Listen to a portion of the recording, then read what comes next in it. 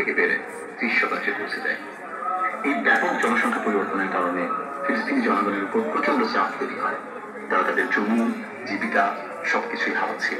ফলশ্রুতিতে 1936 থেকে 1940 সালে গ্রেট আরব বিপ্লব শুরু হয়। ফিলিস্তিনি জনগণ তাদের অধিকার রক্ষার জন্য বিদ্রোহ শুরু করে, কিন্তু ব্রিটিশ বাহিনী তাদের উপর নিষ্ঠুর আক্রমণ চালায়। ফলে 5,000-এর বেশি ফিলিস্তিনি শহীদ হন এবং 15,000-এর বেশি আহত হন।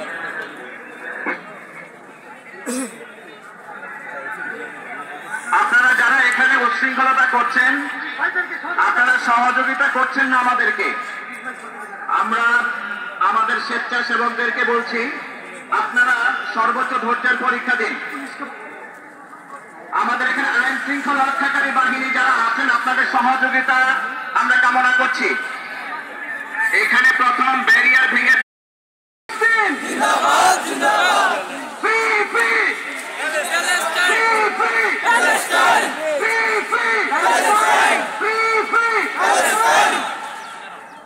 পুরো বাংলাদেশ থেকে আজকের এই মার্চ ফর গাজায় আপনারা যারা সারা দেশ থেকে কষ্ট করে এসেছেন, আপনারা দেখতে পাচ্ছেন বাংলাদেশের শীর্ষ নেতৃবৃন্দ আজকে আমাদের এখানে উপস্থিত হয়েছেন।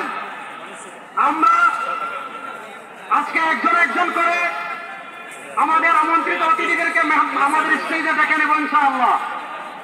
আমরা আমন্ত্রিত অতিথিদেরকে স্টেজে নেওয়ার আগে আজকের এই বাংলাদেশের স্মরণকালের সর্ববৃহৎ মার্চ ফর গাজা শুরু করছি পবিত্র কোরআনুল কারীম তিলাওয়াতের মাধ্যমে। আজকের এই মার্চ ফর গাজার সূচনা লাগলে আমি উপস্থিত মেডিকেল বুথ আছে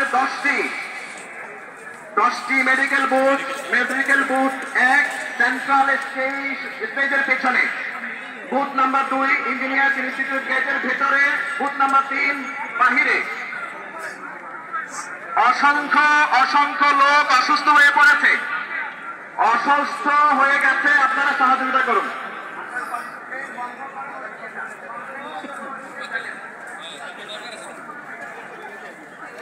আপনারা বসে যান।